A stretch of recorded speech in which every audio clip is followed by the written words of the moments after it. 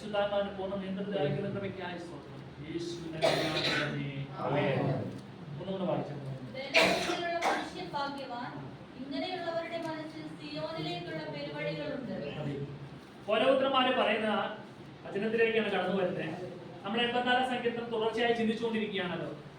ബലം നിന്നിലുള്ള മനുഷ്യൻ ഭാഗ്യവാൻ, ഇങ്ങനെയുള്ളവരുടെ മനസ്സിൽ സിയോനിലേക്കുള്ള പെരുവഴികളുണ്ട്.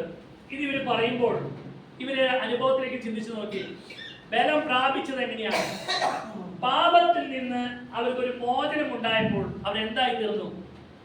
ബലമുള്ളവരായി തീർന്നു. പാപിയാണ് എന്ന് ബോധ്യമുണ്ടെങ്കിൽ അവർക്കുള്ളിൽ ബലം കിട്ടുമോ?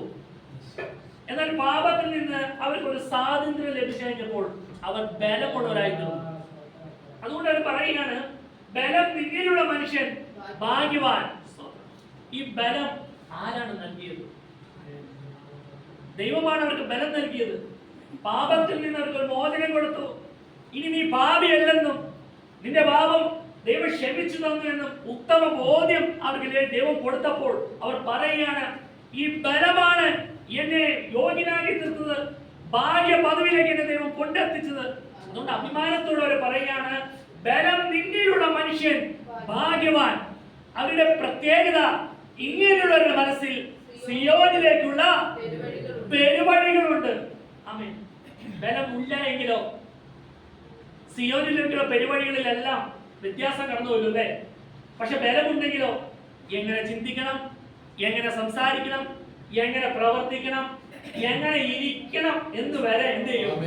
പരിശുദ്ധാത്മാവ് ഇടപെടും. കാരണം അവർ പാപത്തിൽ നിന്ന് മോചനം കൊടുത്ത ദൈവം അവരെ സൂക്ഷിക്കും. നമ്മുടെ സങ്കീർത്തനം നേരത്തെ വായിച്ച പോലെ ദൈവം നമ്മോട് കൃപ ചെയ്തിരിക്കുന്നു. ആമേൻ. ദൈവം നമ്മോട് കൃപ ചെയ്തുകൊണ്ട് നമ്മൾ എന്ത് ചെയ്യും? അവൻ നമ്മുടെ മുഖത്തെ എന്ത് ചെയ്യും? പ്രകാശിപ്പിച്ചുകൊണ്ടിരിക്കും. പ്രകാശം ഉണ്ടെങ്കിൽ നമ്മൾ എവിടെ കടന്നു പോകുന്നോ അവിടെ എന്ത് തടസ്സമായി നിൽക്കുന്ന എല്ലാം എന്ത് ചെയ്യും? വെളിപ്പെട്ടു വരും. അങ്ങനെ വെളിപ്പെട്ട് വരുമ്പോൾ ഹല്ലേലൂയ, എന്നെ കേൾക്കുന്ന പ്രിയമുള്ളവരെ, ഓരോരുത്തന്മാര് പറയുന്ന പോലെ തന്നെ നമുക്ക് അഭിമാനത്തോടെ പറയാൻ സാധിക്കില്ലേ, ഭാഗ്യവാനാണെന്ന്. ഈ ബലം പ്രാപിച്ച ഞാൻ ഭാഗ്യവാനാണെന്ന്. ഓരോരുത്തന്മാർക്ക് ബലം ലഭിച്ചിരുന്ന പാപപരിഹാരമായി യാഗം നടക്കുമ്പോൾ അവിടെ അവർക്ക് ഒരു ബലം ലഭിക്കുന്നു. ഒരു പുതിയ വിശ്വാസിക്ക് ബലം ലഭിക്കുന്നത് എങ്ങനെയാ? കർത്താവായ യേശു ക്രിസ്തു മുഖാന്തരം യേശു നമ്മുടെ കടുചുമപ്പായ പാപത്തെ ഹിമം പോലെ വെളുപ്പിച്ച് എന്നെ വിശുദ്ധിയുടെ പദവിയിലേക്ക് ദൈവം എത്തിച്ചുകൊണ്ട് എനിക്കും അഭിമാനത്തോടെ പറയാൻ സാധിക്കില്ലേ, ആ ബലം എന്നിൽ ഉള്ളത് കൊണ്ട് ഞാൻ ഭാഗ്യവാനാണ്.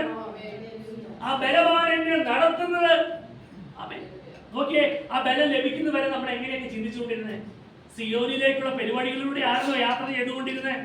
അല്ല, ദുഷ്ടന്റെ വഴികളിലൂടെ യാത്ര ചെയ്ത് ദൈവത്തിന് ഹിതമല്ലാത്ത കാര്യങ്ങളെല്ലാം പ്രവർത്തിച്ച്, നോക്കിയേ, ചെയ്യരുതാത്ത കാര്യങ്ങളെല്ലാം ചെയ്ത്, സംസാരിക്കേണ്ടാത്ത കാര്യങ്ങളെല്ലാം സംസാരിച്ച്, ചെന്നിരിക്കാൻ പാടില്ലാത്ത സ്ഥലങ്ങളിൽ ചെന്ന് ഇരുന്ന് അങ്ങനെയൊക്കെ ജീവിച്ചു പോയ കൂട്ടരായിരുന്നു. എന്നാൽ കർത്താവായ യേശു ക്രിസ്തുവിന്റെ പൈതലായി ഞാനും നിങ്ങൾ മാറിയപ്പോൾ നമ്മളിലേക്ക് പരിശുദ്ധാത്മാവിന്റെ ശക്തി കടന്നു വന്നു, ബലം കടന്നു വന്നു. നമ്മുടെ ചിന്തയ്ക്ക് മാറ്റം വന്നു, നമ്മുടെ സംസാരത്തിന് മാറ്റം വന്നു, നമ്മുടെ ഓരോ പ്രവൃത്തികളിലും അനാവശ്യമായ സ്ഥലങ്ങളിൽ പോയി ഇരിക്കുവാൻ പോലും നമ്മൾ താല്പര്യം കാണിക്കാതെ വന്നു. അവിടെ നിന്ന് എല്ലാം ഒരു വേർപാട്. അതിന്റെ കാരണം എന്താ? കർത്താവായ യേശു ക്രിസ്തു എന്നെ സ്നേഹിച്ചത് കൊണ്ടല്ലേ? നമ്മുടെ ആദ്യമായി ശ്യാമ വായിച്ച വചനത്തിലേക്ക് ദൈവം നമ്മോട് കൃപ ചെയ്ത് നമ്മെ അനുഗ്രഹിക്കുമാറാകട്ടെ. നോക്കിയേ, ദൈവം നമ്മോട് കൃപ ചെയ്ത് നമ്മെ അനുഗ്രഹിച്ചത് കൊണ്ട് നാം ഇന്ന് എന്തായി തീർന്നു? ഒരു വിശുദ്ധിയുടെ പദവിയിലേക്ക് നാം ആയി തീർന്നു. നാം ആ അനുഭവത്തിലായിരിക്കുമ്പോൾ നമുക്ക് എത്രമാത്രം നമ്മുടെ ഉള്ളിന്റെ ഉള്ളിൽ സന്തോഷമുണ്ട്. എന്റെ അകത്തെ മനുഷ്യനെ ഒരു ബലവാനാക്കി തീർത്ത സർവശക്തനായ ദൈവത്തെ ഒന്ന് ആലോചിച്ച് നോക്കിയേ, എത്രത്തോളം സന്തോഷമുണ്ട്. ആ അകത്തെ മനുഷ്യന്റെ സന്തോഷമല്ലേ പുറത്തെ ആ മുഖത്ത് വെളിപ്പെട്ടു വരുന്നത്? നോക്കിയേ, വായിച്ച വചനം, അവൻ തന്റെ മുഖത്തെ നമ്മുടെ മേൽ പ്രകാശിപ്പിക്കട്ടെ. നമ്മുടെ മേൽ പ്രകാശിക്കുമ്പോൾ സന്തോഷത്തിന്റെ ദിനങ്ങളല്ലേ നമ്മുടെ മുഖത്ത് കടന്നു വരുന്നത്? നമ്മെ കാണുന്നവർക്ക് സന്തോഷമായി തിരിക്കുകയല്ലേ? ഇതിന് എല്ലാത്തിനും കാരണം എന്താ? കർത്താവായ യേശു ക്രിസ്തു എനിക്ക് വേണ്ടി കാൽവരിയിൽ യാഗമായി തീർന്നുകൊണ്ടല്ലേ? നമ്മുടെ ഓരോരുത്തരുടെയും പാപം കർത്താവായ യേശു ക്രിസ്തു ചുമലിലേറ്റു. അവന്റെ അടിപ്പിടരാൽ നമുക്ക് സൗഖ്യം വന്നിരിക്കുന്നു. ഇത്രയേറെ ഭാഗ്യം അതിലേക്ക് ദൈവം നമ്മെ കൊണ്ടെത്തിച്ചില്ലേ? അതിന്റെ ഏറ്റവും വലിയ കാരണം ദൈവം നമ്മോട് കൃപ ചെയ്തു. നമ്മോട് കൃപ ചെയ്ത് നമ്മെ ദൈവം അനുഗ്രഹിച്ചു. ഓരോരുത്തന്മാര് പറയുക, ആ ബലം എന്നിൽ ഉള്ളത് കൊണ്ട് ഞാൻ ഭാഗ്യവാൻ. അങ്ങനെയാണെങ്കിൽ ഒരു പുതിയ വിശ്വാസിക്കും പറയാൻ സാധിക്കില്ലേ, യേശുക്രിസ്തുവിന്റെ കൃപ, യേശുക്രിസ്തുവിന്റെ യാഗത്തിലൂടെ എനിക്ക് രക്ഷ ലഭിച്ചതുകൊണ്ട് ഞാൻ ഭാഗ്യവാനാണെന്ന്. ആ ബലം പ്രാപിച്ച ദൈവമക്കൾ ഭാഗ്യവാനല്ലേ? ശിഷ്യന്മാരെ മാളിമുറിയിൽ അവിടെ കൂടിയിരുന്നപ്പോൾ യേശു കടന്നു വന്ന് എന്താ പറഞ്ഞേ? യോഹന്നാൻ നിങ്ങളെ വെള്ളം കൊണ്ട് സ്നാനം കഴിപ്പിച്ചു, നിങ്ങൾക്കോ ഇനി ഏറെ നാൾ കഴിയും മുമ്പേ പരിശുദ്ധാത്മാവ് കൊണ്ട് സ്നാനം ലഭിക്കുമെന്ന് പറഞ്ഞു എന്നാണ് അവിടെ എഴുതിയിരിക്കുന്നത്. അവിടെ എന്താ എഴുതിയിരിക്കുന്നത്? കൽപ്പിച്ചു, കൽപ്പിച്ചു. അപ്പൊ അതിന് കാത്തിരിക്കണം. എന്തിനു വേണ്ടി? ഈ ബലം പ്രാപിക്കുവാനും വേണ്ടി. സ്നാനപ്പെട്ട് കഴിഞ്ഞാൽ എല്ലാ ദൈവമക്കളും എന്ത് ചെയ്യണം? പ്രാർത്ഥിച്ച ബലം പ്രാപിക്കണം. ഈ ബലം പ്രാപിച്ചു കഴിഞ്ഞാൽ 8-ാം വാക്യത്തിലേക്ക് അടുത്തുകൊണ്ട് കാണാൻ സാധിക്കും, ശക്തി ലഭിച്ചിട്ട് നിങ്ങൾ നിൽക്കുന്നിടത്ത് എന്ത് ചെയ്യും? കർത്താവിന്റെ സാക്ഷിയാകും. ഈ ശക്തി ലഭിച്ചില്ല എങ്കിൽ കർത്താവ് ഉയർത്താൻ സാധിക്കില്ല. ശ്രദ്ധിക്കണേ, ഈ ശക്തി ലഭിച്ചു കഴിഞ്ഞാൽ നമ്മൾ ആദ്യം എന്തായി തീരും? കർത്താവിന്റെ സാക്ഷിയാകും. ആമേൻ. നമ്മളിങ്ങനെ സുവിശേഷമൊക്കെ പഠനം കാണുമ്പോൾ ആളുകൾ നമ്മെ പരിഹസിക്കുന്നത് കണ്ടിട്ടില്ലേ? ഇവർക്ക് വേറെ പണിയൊന്നുമില്ലേ എന്നൊക്കെ പറഞ്ഞ് പരിഹസിക്കുന്നത് കണ്ടിട്ടില്ലേ? കർത്താവ് യേശുക്രിസ്തുവിനെ അങ്ങനെ തന്നെയല്ലായിരുന്നു. യേശുവിനെ പരിഹസിച്ചില്ലേ? നോഹയുടെ കാലത്തേക്ക് നോക്കിയേ, ജലപ്രളയം വരുമെന്ന് നോഹ പ്രസംഗിച്ചപ്പോ പരിഹസിച്ചില്ലേ? പക്ഷെ കാര്യങ്ങളെല്ലാം നടന്നില്ലേ? ജലപ്രളയം അന്നുവരെ ഭൂമിയിൽ മഴ ഉണ്ടായിരുന്നില്ല. ഇവർക്ക് വിശ്വസിക്കാൻ പോലും പറ്റുന്നില്ല. ഭൂമിയിൽ മഴ പെയ്യുന്നു, മുകളിൽ നിന്ന് വെള്ളം പെയ്യുന്നു. അന്നെല്ലാം അടിയിൽ നനവ് വന്നാണ് ഭൂമി നനഞ്ഞു വരുന്നത്, മുകളിൽ നിന്ന് വെള്ളം വരുന്നത് ഇവർക്ക് കണ്ടിട്ടുമില്ല. പക്ഷെ സംഭവിച്ചു എന്നതുപോലെ ഒരു പുതിയ വിശ്വാസി ആമേൻ താൻ അനുഭവിച്ച രക്ഷയെ കുറിച്ച് ആളുകളോട് ഘോഷിക്കുക. കർത്താവ് വരാറായി. ആമേൻ. നിങ്ങൾക്ക് നിത്യത ഒരുക്കുവാൻ വേണ്ടിയാ കർത്താവ് കടന്നു വരുന്നത്. യേശുക്രിസ്തുവിന്റെ പൈതലായി തീർന്നാൽ നാം എന്തായി തീരും? ഭാഗ്യം ലഭിച്ചതായി തീരും. നാം സ്വർഗരാജ്യം അവകാശമാക്കും. നിത്യത യോഗ്യരാക്കി തീർക്കും. ഇത് പ്രസംഗിക്കുമ്പോൾ ഹല്ലേലൂയ എത്ര പേര് അത് ഏറ്റെടുക്കുന്നുണ്ട്? അത് ഏറ്റെടുക്കുന്ന ദൈവമക്കളെ കുറിച്ച് വചനം പറയാ. ആമേൻ. അവർക്ക് എന്താണ്? സമാധാനം, ക്രിസ്തുവിന്റെ പ്രസാദം ലഭിക്കുന്നു. അങ്ങനെയാണ് പറഞ്ഞത്. അതിനുള്ള ദൈവത്തിന് മഹത്വം. ഭൂമിയിൽ ദൈവ പ്രസാദമുള്ള മനുഷ്യർക്ക് സമാധാനം. നോക്കണേ, ദൈവപ്രസാദമുള്ള മനുഷ്യർ ആരാണെന്ന് അറിയാവോ? ദൈവപ്രസാദമുള്ള മനുഷ്യർ ആരാണെന്ന് അറിയാവോ? ദൈവമക്കളൊന്ന് പറഞ്ഞേ, ദൈവപ്രസാദമുള്ള മനുഷ്യർ ആരാ? ദൈവപ്രസാദമുള്ള മനുഷ്യർ നമ്മൾ ദൈവത്തെ ആരാധിക്കുകയും ചെയ്തു, സ്തുതിക്കുകയും ചെയ്തു, മഹത്വപ്പെടുത്തുകയും ചെയ്തു. ദൈവപ്രസാദമുള്ള ദൈവമക്കള് അതൊക്കെ പറയണം. ദൈവമക്കൾ നമ്മൾ ഓരോരുത്തരാ ദൈവപ്രസാദം ലഭിച്ച ദൈവമക്കൾ. ആമേൻ. അതുകൊണ്ട് നാം എന്തായിത്തീർന്നു? സമാധാനത്തിന് യോഗ്യരായി തീർന്നില്ലേ? ദൈവത്തിന്റെ പ്രസാദം ലഭിച്ചു കഴിഞ്ഞപ്പോൾ ആ ദൈവത്തിന്റെ മക്കളായി തീർന്നു. നാം ഭാഗ്യവാനായി തീർന്നു. ആ ദൈവം മുഖാന്തരം ദൈവത്തിന്റെ ആത്മാവ് നമ്മളിൽ വസിക്കുന്നതിനായി തീർന്നു. സകല സത്യത്തിന് വഴി നടത്തുന്ന പരിശുദ്ധാത്മാവ് നമ്മൾ എങ്ങനെ ചിന്തിക്കണം, എങ്ങനെ സംസാരിക്കണം, എങ്ങനെ പ്രവർത്തിക്കണമെന്ന് അതാത് സമയത്ത് ബോധ്യപ്പെടുത്തി നമ്മെ ബലമുള്ള മനുഷ്യനാക്കി തീർത്തു. ഈ ആടുന്ന വേലിയും പിന്നെന്താണ്? ചാഞ്ഞമരവും ആടുന്ന വേലിയും, ചാഞ്ഞ മതിലും ആടുന്ന വേലിയും പോലെ അല്ല നമ്മൾ. നോക്കി, ആരെങ്കിലും ഈ ചാഞ്ഞ മരത്തിന്റെ അടുത്തേക്ക് ചെന്ന് കയറാൻ നോക്കുമോ? മതിലിന്റെ മുകളിലേക്ക് കയറും. കാരണം എന്താ? അത് മേലോട്ട് വീഴുന്ന ബോധ്യമുണ്ട്, അങ്ങനെ ചെല്ലില്ല. അങ്ങനെയാണോ നമ്മളായിരിക്കുന്നത്? അങ്ങനെയാണോ? നമ്മെ സംബന്ധിച്ച് അങ്ങനെയാണോ? നമ്മളൊക്കെ ബലം പ്രാപിച്ച ദൈവമക്കളല്ലേ? ഈ ചാഞ്ഞ മതിലും ആടുന്ന വേലി പോലെയാണോ? അങ്ങനെയല്ല. നമുക്ക് നമ്മോട് തന്നെ ഒരു ഉള്ളിലേക്ക് ചിത്ത കടന്നു വരട്ടെ. യേശുക്രിസ്തു മാത്രം ഞാൻ ബലം പ്രാപിച്ചവനാണ്. ഈ കാണുന്ന മനുഷ്യരെ പോലെയല്ല. ഒരു വ്യത്യാസമുണ്ട് നമുക്ക്. ബലം പ്രാപിച്ച മനുഷ്യരാണ്. അതിന് ഈ നമ്മുടെ പ്രത്യേകത എന്താണെന്ന് അറിയാമോ? നമ്മുടെ പ്രത്യേകത എന്താ? ഈ ബലം പ്രാപിച്ച ദൈവമക്കളുടെ പ്രത്യേകത സിയോനിലേക്കുള്ള പെരുവഴികളുണ്ട്. സിയോനിലേക്കുള്ള പെരുവഴികൾ. നമ്മൾ പോകുന്ന വഴികളിൽ ഹല്ലേലൂയ ദൈവികമില്ലാത്ത കാര്യങ്ങൾ കണ്ടാൽ അന്ന് ഓൺ ദ സ്പോട്ടിൽ അവിടെ ഒരു വേർപാട്. അത് വേണ്ട. അതെന്താ? എന്റെ സിയോനിലേക്ക് യാത്രയ്ക്ക് തടസ്സം. അത് ബോധ്യപ്പെടാൻ ആവശ്യമില്ല. ബലം ഉള്ളത് കൊണ്ടല്ലേ. ബലമില്ല എങ്കിലോ അതിനെല്ലാം നമ്മൾ എന്ത് ചെയ്യും? ടേസ്റ്റ് ചെയ്യും. അതെല്ലാം അനുഭവിക്കാൻ തയ്യാറാകും. അങ്ങനെ ഒരിക്കലും ഒരു ദൈവം തന്നെ ചെയ്യാൻ വ്യവസ്ഥയില്ല. ഓരോരുത്തന്മാര് പറയുമ്പോൾ അവർക്ക് ആ യാഗത്തിലൂടെ അവർക്ക് പാപപരിഹാരം ലഭിച്ചു. അതുകൊണ്ട് അവർ പറയുക, ഈ ബലമുള്ള മനുഷ്യൻ ഭാഗ്യവാൻ. ഇനി ഞാൻ പാപത്തിന് അടിമയല്ല, പാപത്തിൽ നിന്ന് എനിക്ക് സ്വാതന്ത്ര്യം ലഭിച്ചു. ഇനി ഞാൻ എന്ത് ചെയ്തുകൊണ്ടിരിക്കുക?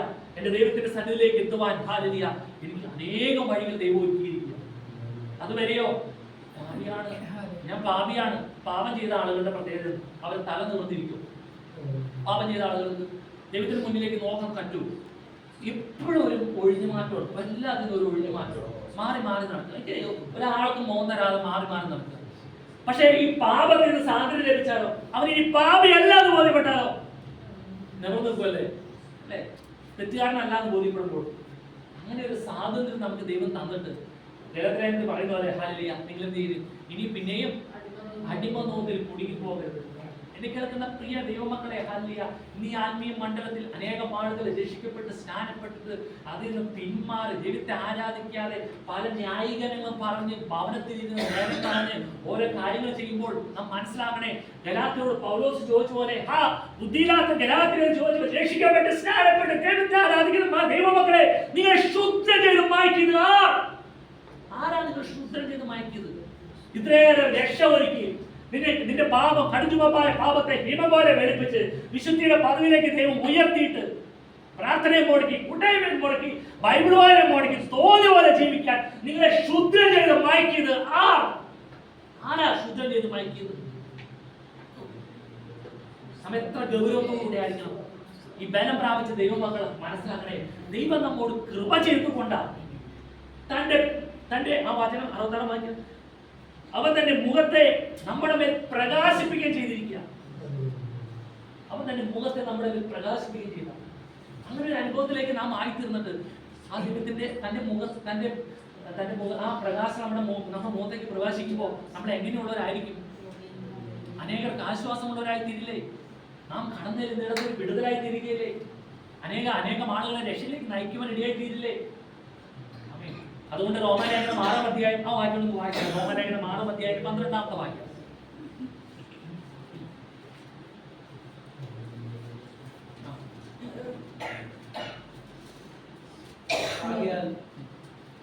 പാപം നിങ്ങളുടെ മർത്യശരീരത്തിൽ അതിന്റെ മോഹങ്ങളെ അനുസരിക്കുമാറി ഇപ്രകാരം പാപത്തിൽ നിന്ന് സ്വാതന്ത്ര്യം പ്രാപിച്ച് ബലം പ്രാപിച്ചിരിക്കുന്ന ദൈവമക്കളോട് പറയുകയാണ്, ആകയാൽ പാപം നിങ്ങളുടെ മർത്യശരീരത്തിൽ അതിന്റെ മോഹങ്ങളെ അനുസരിക്കുമാറ് ഇനി വാഴരുത്. നിങ്ങളുടെ അവയവങ്ങളെ അനീതിയുടെ ആയുധങ്ങളായി പാപത്തിന് സമർപ്പിക്കുകയും. നമ്മുടെ അവയവങ്ങൾ ഉണ്ടല്ലോ, അനീതിയുടെ ആയുധങ്ങളായി എന്ത് ചെയ്യാൻ പാടില്ല? പാപത്തിന് സമർപ്പിക്കരുത്.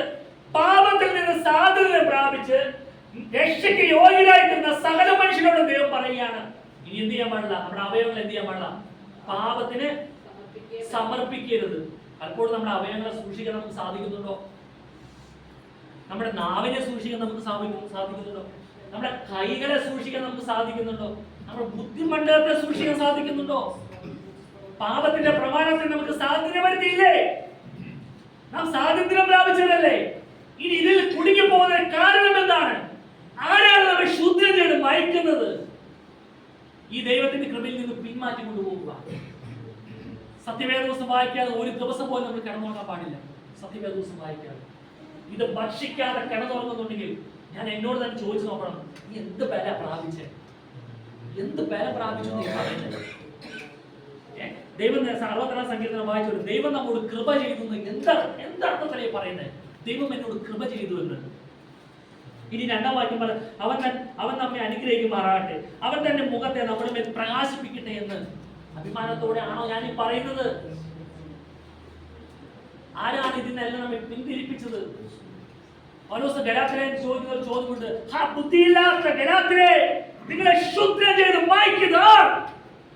രക്ഷിക്കപ്പെട്ട് സ്നാനപ്പെട്ട് ദൈവത്താരായിരുന്നു ദൈവത്തിനോട് ചോദിക്കുക. നമ്മെ ഇതിനെല്ലാം പിന്തിരിപ്പിക്കാൻ ആരാണ് നമ്മെ ശുദ്ധം ചെയ്തത്? നമ്മെ മയക്കിക്കാതെ വീണ്ടും പാപത്തിന് ദാസന്മാരായി തീർത്ത ആരാണ്?